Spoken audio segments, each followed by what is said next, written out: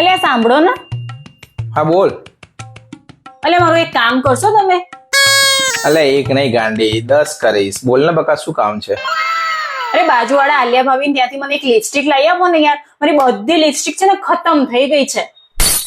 અલે ભાભી ત્યાંથી હવે હાલ જ લઈને આવું. ચલ વેટ કર, એક જ મિનિટમાં લઈને આવું.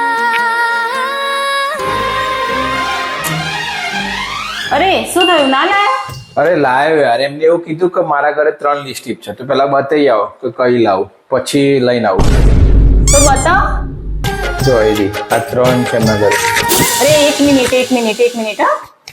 આ જે વચ્ચે વાળી છે ને એ બિલકુલ મારા ડ્રેસ સાથે મેચ થાય છે. થાય છે ને?